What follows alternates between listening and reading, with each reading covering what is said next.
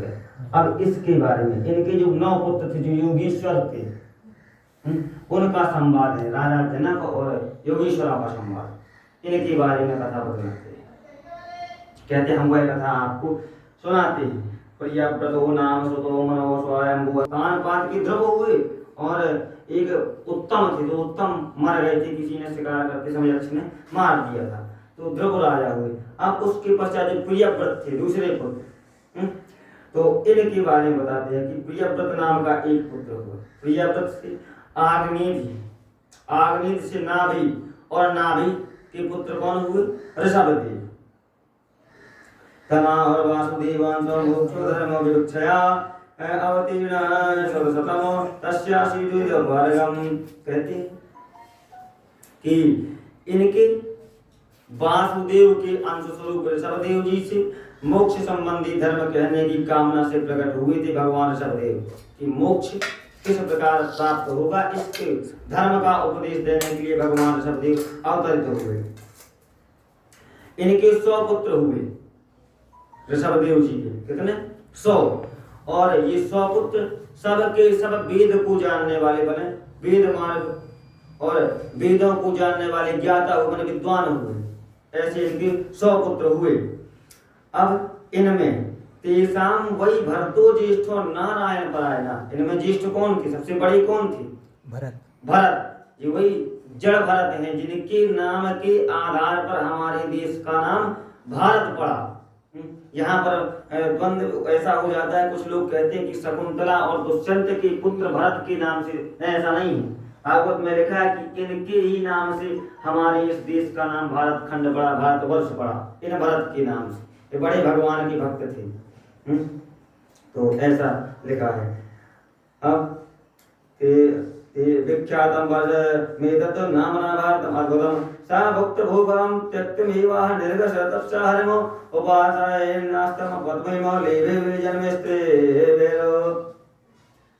अब कहते हैं कि वे राजा जो भरत थे वो पृथ्वी का भली प्रकार से भोग करके, माने कई वर्षों तक शासन किया उन भरत ने, और उसके पश्चात इस पृथ्वी को छोड़ करके, इसका त्याग करके, राजपाट त्याग करके फिर तपस्या करने के लिए चले गए और भगवान की उपासना करते करते 3 जन्म पश्चात जो है हरि भगवान की पदवी को प्राप्त किया। हमने ये कथा बता दी है पहले जड़ भरत वाली कि तब करते समय उन्हें हिरण से मोह हो गया, तो फिर उस मोह के कारण उन्हें हिरण का जन्म मिला। उसके बाद फिर ब्राह्मण के यहाँ जन्म लिया और उसके पश्चात इनको भगवान का पद प्राप्त हुआ, भगवान के चरणों का, भगवान का वैकुंठ लोक जो दुर्लभ लोक है उसकी प्राप्ति हुई। ओम नमो भगवते वासुदेवाय। तेषां नवद्वीपस्तस्यो समान्तदा कर्मोऽतन्त्र प्रणादिनो एकाशीद्विजातया। अब क्या कहती है कि बाकी जो शेष, ये तो एक पुत्र हो गए, अब 99 जो पुत्र हैं उनका सुनिए। उनमें 99 पुत्रों में 9 पुत्र इस भारत खंड के जो 9 द्वीप हैं, 9 द्वीप जो हैं उनके अधिपति बन गए, माने उनका राज्य उन्हें मिल गया, 9 द्वीपों के पति हुए। और बाकी जो 81 पुत्र थे, 81 और 9, तो जो 81 पुत्र कर्म के मार्ग में प्रवृत्त हो गए। और ब्राह्मण, कर्म के मार्ग के प्रवर्तक ब्राह्मण, माने क्षत्रिय धर्म से ब्राह्मण कर्म के द्वारा, किस प्रकार? कर्मों के द्वारा ब्राह्मण हो गए। भाई कर्म के हिसाब से ही वर्ण विभाजन होता था, बाकी यदि एक दृष्टि से देखा जाए तो हम आप सब मनु और शत्रुपा की संतान हैं, पर कर्म के अनुसार वर्ण विभाजन हो गया। यदि कोई व्यक्ति कहे कि किसी एक मनुष्य ने वर्ण विभाजन किया है, तो ऐसा नहीं है, कर्मों के अनुरूप वर्ण विभाजन किया गया। तो ये अपने कर्म के मार्ग में प्रवृत्त होकर के ब्राह्मण हो गए, बाकी 81 पुत्र। ओम नमो भगवते वासुदेवाय। नमः भगवन महाभागा मुनियो हृदय संजना श्रवणा बात रसना आत्मविद्या विशारदा। जो कहते हैं कि 9 पुत्र थे वो महाभाग मुनि थे। भाई 81 और 9 90, 81 पुत्र ब्राह्मण हो गए, 9 पुत्रों को 9 खंड मिल गया, तो 81 9 90, एक हुए भरत तो 91, और ये जो 9 पुत्र हैं ये मुनि हो गए, तो हो गए 100। तो ऐसे ये 9 पुत्र मुनि हुए, और ये परमार्थ भगवान के अर्थ का निरूपण करने वाले, उसके उपदेश को करने वाले, और आत्मज्ञान में अग्निहोत्र, द्रुमिल, चमस और करभाजन। कौन कौन, एक बार पुनः सुने। यथा कवि, हरि, अंतरिक्ष, प्रबुद्ध, पिप्पलायन, अविहोत्र, आविहोत्र, द्रुमिल, चमस और करभाजन, ये 9 ऋषि थे जो दिगंबर धर्म में प्रवृत्त हुए। दिगंबर माने जैन धर्म, जैन धर्म को ही दिगंबर कहा जाता है। जैन धर्म और हिंदू धर्म पृथक नहीं है कि नहीं? हाँ, अब आगे कहते हैं, एतैवै भगवद रूपम विश्वम सदसदात्मकम आत्मनोव्यतिकरेण पश्यन्तो विचरणमहीम। अब कहते हैं कि यह सब जो ये 9 है जो दिगंबर हुए, इस संसार को भगवत रूप देखने लगे। भगवत रूप माने कैसा? आप हैं तो आपको मनुष्य नहीं समझे, ऐसा समझे कि भगवान के ही अवतार हैं। भगवान में चल अचल सब प्राणियों को भगवत, कोई पशु भी है तो उसको पशु नहीं समझते, भगवान के स्वरूप में ही उनको देखते हैं। तो इस प्रकार ये संसार को किस रूप से देखने लगे? भगवत रूप से। और जो स्थूल, बृहद और सूक्ष्म है, आत्मा से भिन्न,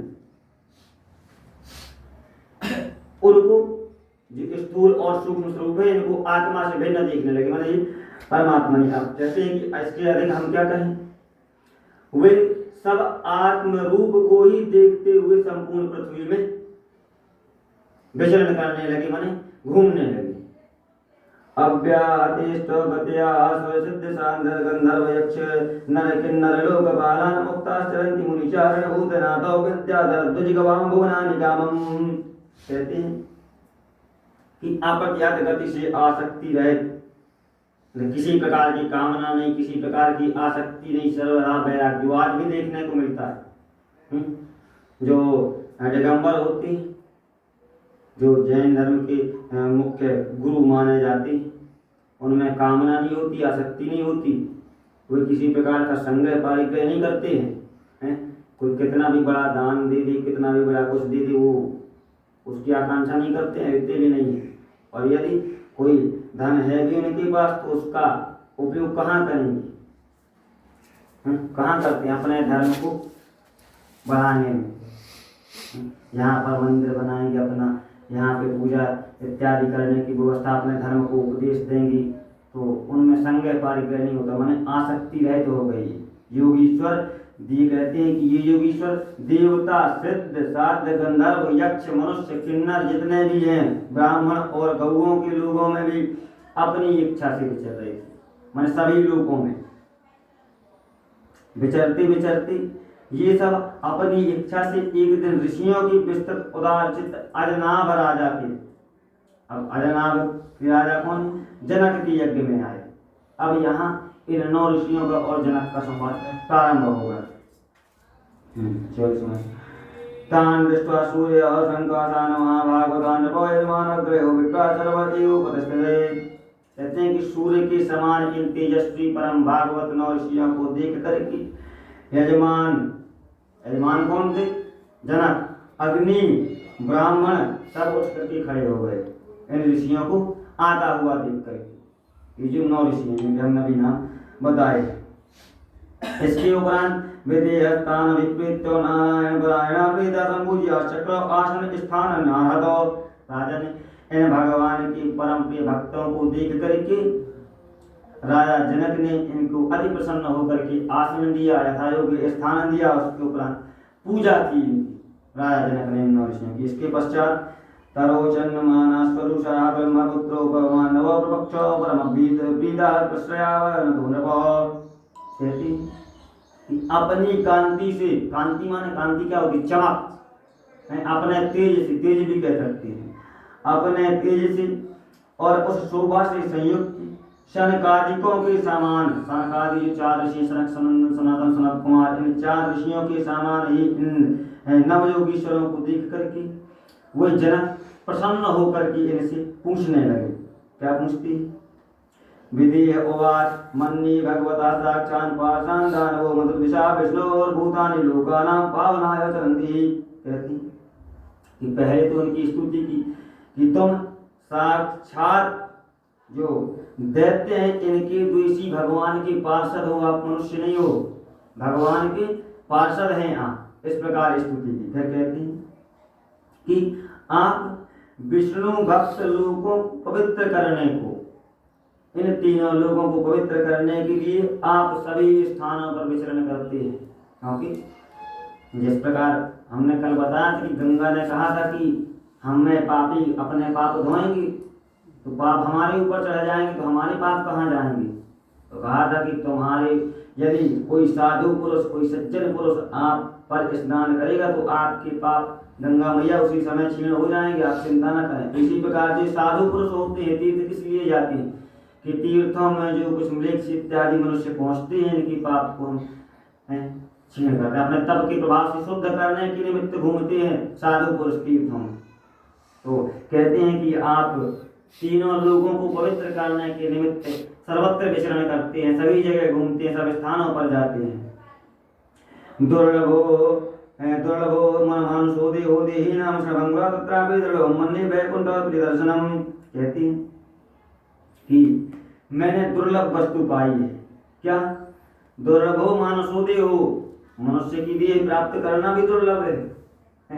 बड़े भाग्य मानुष का न पावा, तो मनुष्य की देह प्राप्त करना वो बड़ा दुर्लभ है।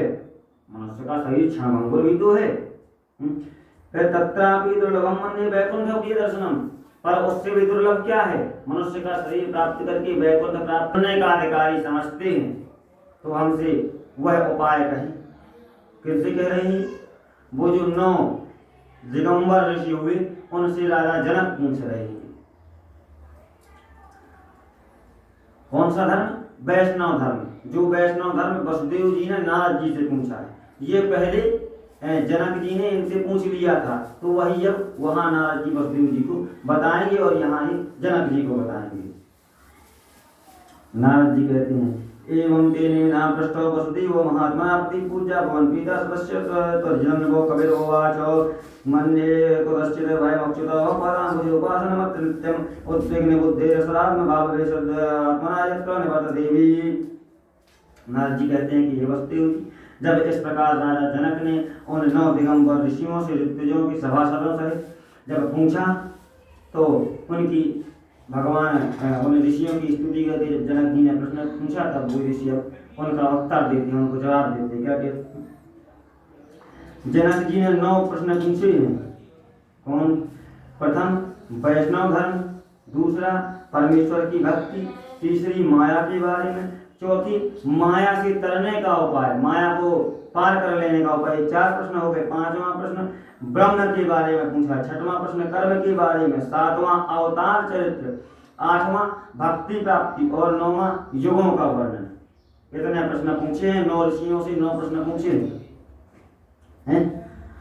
तो इनके एक प्रश्न का उत्तर एक मुझे वो जो 9 थे उनने एक प्रश्न का उत्तर दिया है। इनके द्वारा पूछी गई 9 मार्गों का 9 ऋषियों ने उत्तर दिया।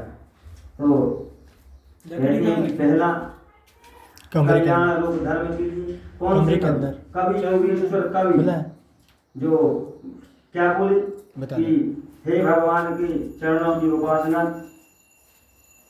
हे जनक जी भगवान के चरणारविंद की पूजा करना ही सब प्रकार के भय को दूर कर देता है। यदि भगवान की हम सेवा करते हैं तो हमें भय नहीं रहता किसी प्रकार का, जिसके करने से देहादि जो भिन्न पदार्थ हैं, देह इत्यादि के गर्भ से सदा उद्वेग को प्राप्त करने वाले, उद्वेग को प्राप्त होकर भी यह पुरुष संसार की भय से छूट जाते हैं। 100 में 1 हुए भरत जो बड़े हुए, अब कितने बचे? 99 में 9 को जो 9 द्वीप है उनका आधिपत्य मिल गया, माने राजा बना दिया। तो अब 99 में कितने बचे? 90। 9 राजा बन गए तो 90 बचे। 81 कर्म मार्ग में प्रवृत्त होकर के ब्राह्मण बन गए। अब कितने बचे? 9 और बचे। तो वो 9 हुए दिगंबरधारी। दिगंबर धर्म को जारी करने वाले ये दिगंबर हुए, दिगंबर वेश धारे। इनमें पहले हुए यथाकवि, हाँ, दूसरे हरि, तीसरे अंतरिक्ष, चौथे प्रबुद्ध, पांचवें पिप्पलायन और छठवें आविर्भूत, सातवें द्रुमिल, द्रुमिल, हाँ द्रुमिल, हाँ द्रुमिल, और सातों के आठवें हुए चमस, चमस, चमस, ता नहीं सा, सा, हाँ चमस, और नौवें हुए करभाजन। हाँ, ये ऐसे 9 पुत्र दिगंबर हो गए।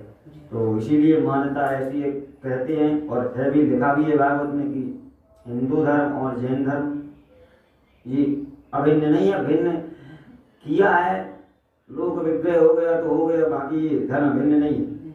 उन्हीं ऋषभदेव की संतान है, ब्राह्मण भी, उन्हीं के क्षत्रिय भी हुए और उन्हीं से दिगंबर भी हुए, कैसे भिन्न हुआ? भिन्न अंग नहीं है हमारा, अभिन्न अंग है, पर कुछ कुरीतियों के चलते से धर्म को जो भिन्न कर दिया गया, पर शीघ्र ही ऐसी मानता है कि ये एक हो जाएंगे।